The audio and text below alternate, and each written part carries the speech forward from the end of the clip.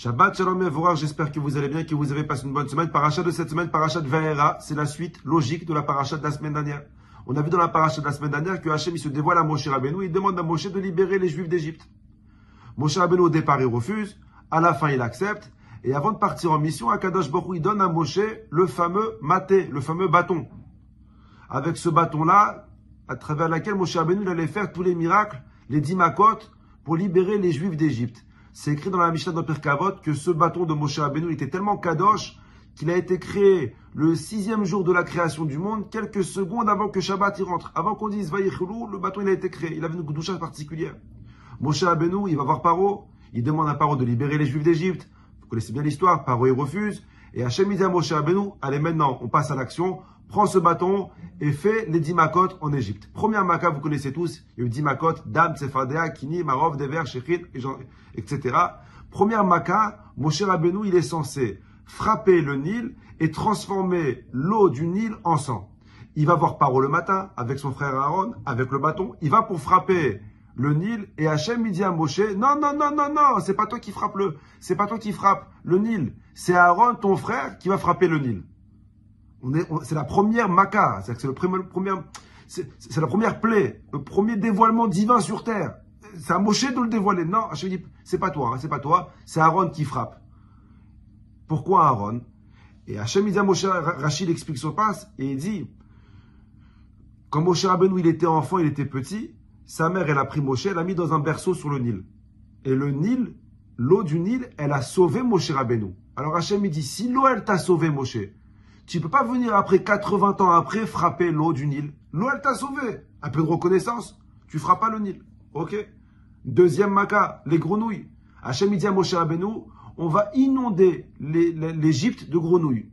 Pour ça, il faut frapper le Nil, et toutes les grenouilles, elles vont sortir du Nil pour inonder le monde. Moshe Rabbeinu, il va pour frapper le Nil, et de pareil, je te dis, non, pas toi. C'est encore le Nil. N'oublie pas, tu as été sauvé une fois dans le Nil. On ne frappe pas le Nil. D'accord. Troisième maka, Kinim, l'époux.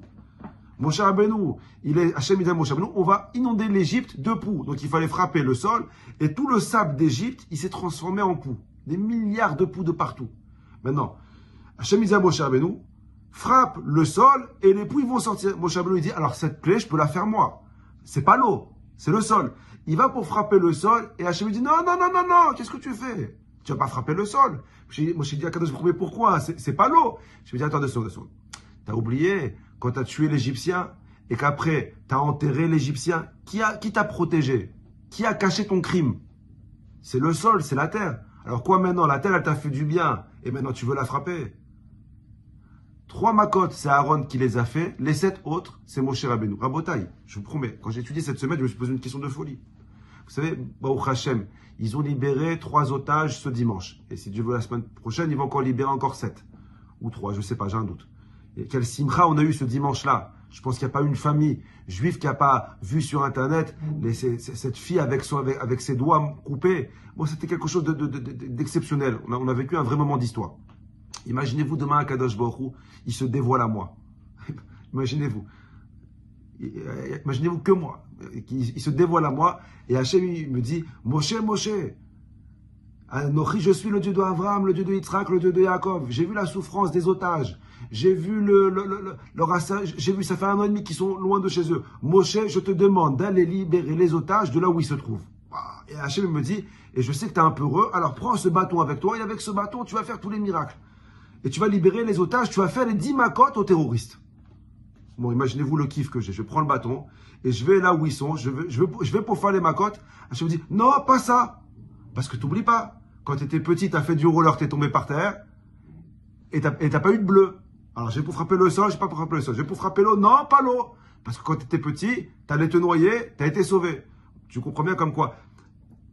Là, on parle de libération d'otages.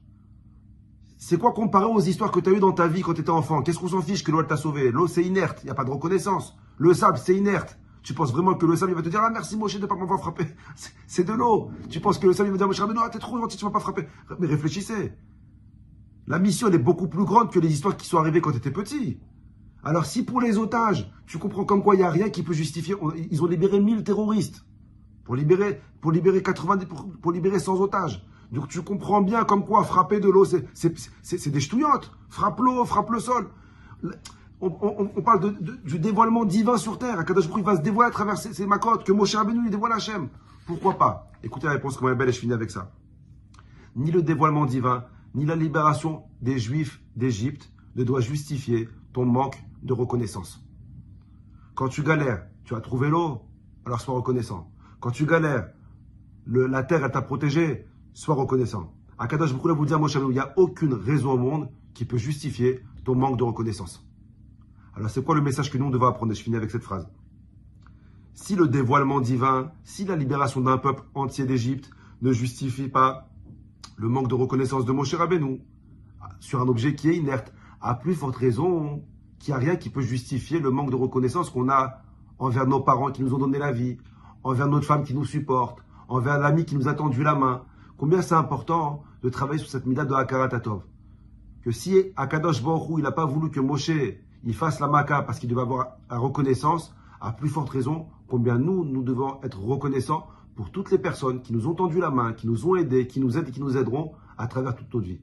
Ne jamais oublier la reconnaissance que nous devons avoir envers celui qui nous a fait un jour du bien dans notre vie. Qu'il soit même un objet inerte. La reconnaissance, elle doit être obligatoire. La semaine prochaine.